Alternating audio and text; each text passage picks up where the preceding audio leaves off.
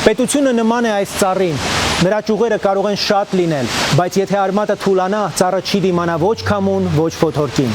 Մեր պետության արմատը քաղաքացին է, եթե մարդը ուժեղ ու պաշտպանված է, ապրում է արժանապատիվ կյանքով եւ տեսնում է իր ապագան Հայաստանում, այդ ժամանակ ամրանում է նաեւ պետությունը։ Իսկ եթե մարդը հուսահատվում է,